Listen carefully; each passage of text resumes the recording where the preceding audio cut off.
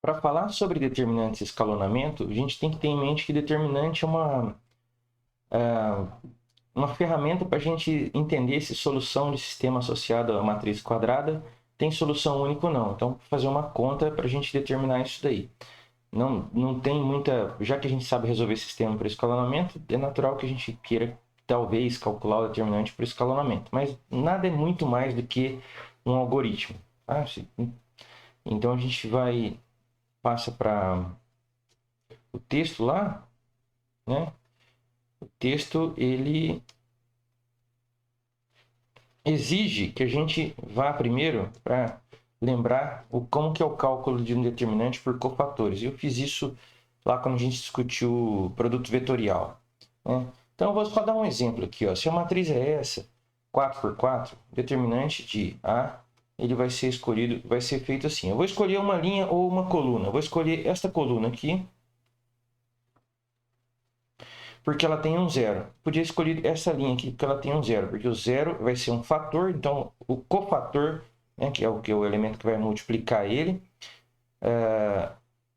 não interessa. Né? Então, por exemplo, o que eu vou fazer é olhar pela coluna 3. Então, vai ser, cada elemento da coluna 3 vai ser um fator. Então, o 4 é um fator. Então, 4 vezes. Aí, qual vai ser o cofator do 4? Primeiro tem um sinal, tá? Um sinal que depende da posição do 4 na matriz original. Aqui o 4 está na posição 1, 3. Então, o sinal é menos 1, né? Linha 1, coluna 3. 1 mais 3, vezes um determinante 3 por 3, que é obtido da matriz original, a hora que eu tiro a linha e a coluna às quais o 4 pertence. Então, o determinante da matriz que sobrou aqui é colunas menos 1, 2, 1, 2, 3, menos 1, 1, 3, 2. Depois, o próximo fator é o 2 vezes o sinal. Aqui ele está na posição 2, 3, então menos 1 elevado a 2 mais 3, é menos 1 nesse caso, vezes o determinante que sobrou quando eu elimino esta linha e esta coluna da matriz, da matriz que eu quero calcular o determinante. Então, a coluna que vai sobrar é 3, 1, 5 em linhas, né? Determinante de 3, 1, 5. Eu tirei essa coluna.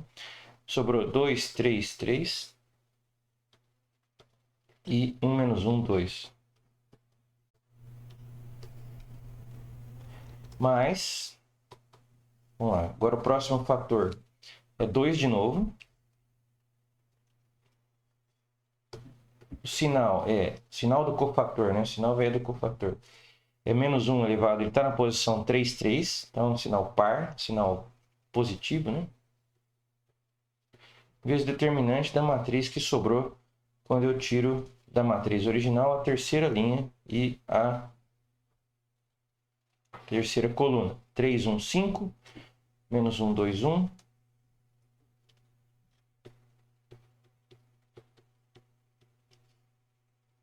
E 1 menos 1, 2. E o último fator é zero, né? Bom, não interessa o que eu coloco aqui, né? Porque o cofator do zero não interessa eu calcular, por isso que eu escolhi o fator ser zero.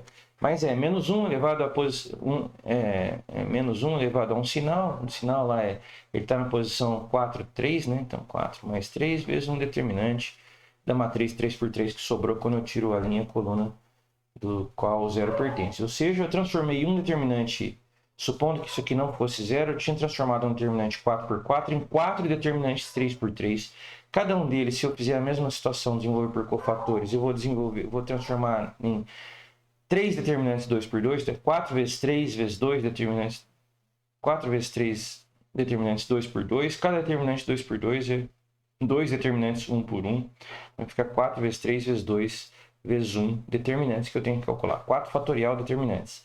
E assim por diante. Se for n por n, eu vou calcular n fatorial determinantes. Então, é muitos determinantes para serem calculados.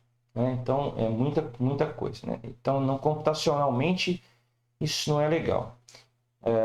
Agora, uma observação que decorre do desenvolvimento em cofatores vamos calcular, por exemplo, o determinante dessa matriz aqui. Tá? O fator, eu vou escolher então a primeira coluna. O fator é 2. Né?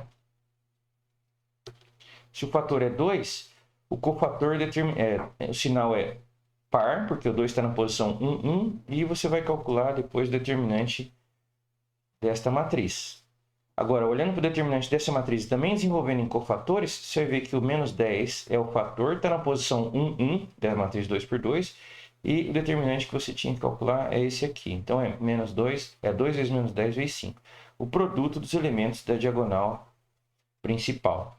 Isso sempre acontece quando a matriz é triangular, ou seja, tem zeros abaixo da diagonal principal, ou tem zeros acima da diagonal principal. Tanto faz.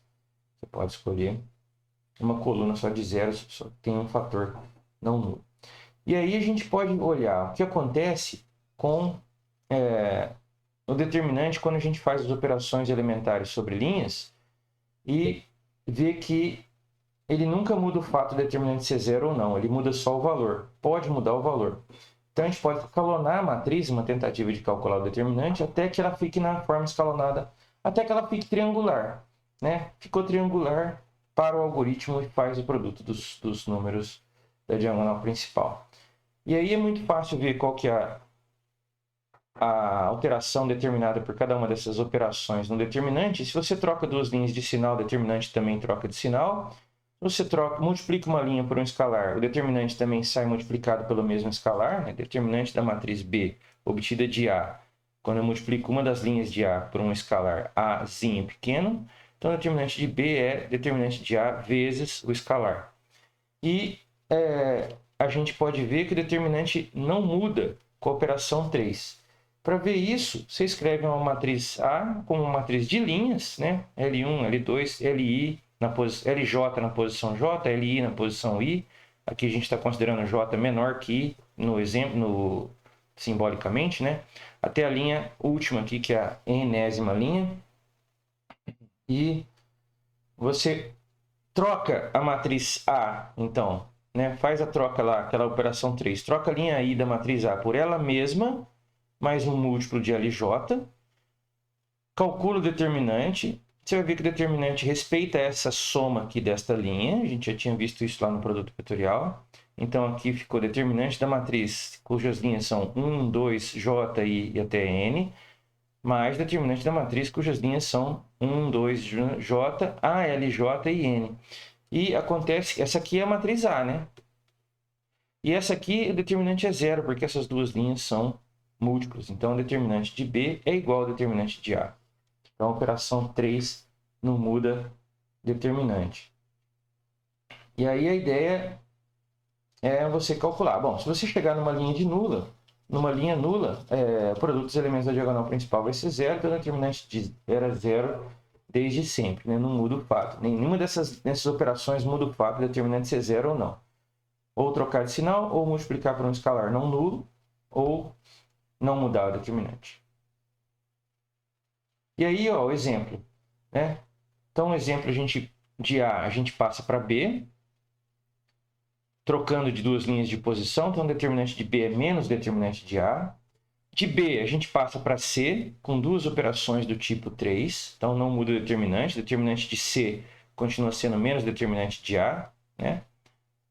Porque o determinante de C é igual ao determinante de B. Aí, depois, eu divido por menos 6, né? Para obter a matriz D. Já no sentido de tentar calcular o determinante como produto dos elementos da diagonal principal. Então, o determinante de D é menos 1/6, porque eu multipliquei a linha 2 por menos 1/6. Então, o determinante dessa matriz é menos 1/6 determinante da outra lá. Então, logo, com o determinante de A é menos determinante de C. Determinante de C é menos 6 determinante de D. Então, determinante de A é 6 determinante de D. Então, eu já sei calcular o determinante de A a partir desta matriz aqui.